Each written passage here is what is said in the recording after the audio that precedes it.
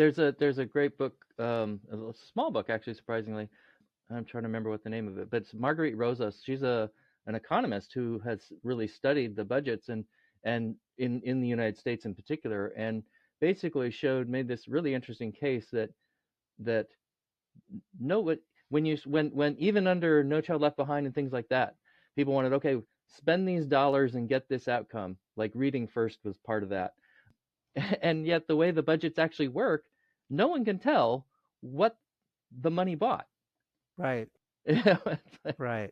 Well, this young man is telling me that, they get faced. So we've got all this money, we've got to spend it so we can ask for this much more money next year. What do we spend it on? And he claims they just buy all kinds of stuff that never really gets used. And oh of course, there's all sorts of administrators who yeah. God knows what they do, One of the things she found was that because they're economists, they know how to drill into this Yeah. data, is they found that there's more spent on cheerleaders than there is on any of the basic subjects. When you just do it on a per capita, like the amount of money is spent on cheerleading, it far exceeds the math and the reading and everything else that supposedly is where the values are, but it's like, it's not true. Well, It's maybe really it'd be bizarre. better spent there. I'm not sure. Yeah, actually,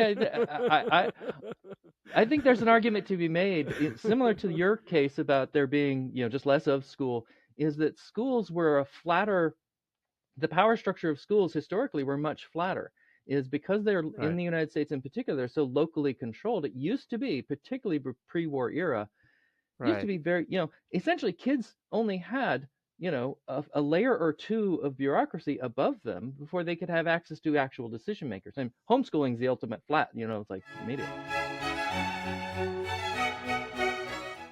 This is the Agentic Schools Podcast, where you will learn about schools from around the world where children's agency to make decisions about their learning and living is more important than their academic skills.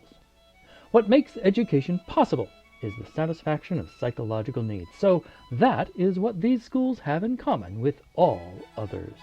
What makes a school agentic is satisfying those needs particularly well.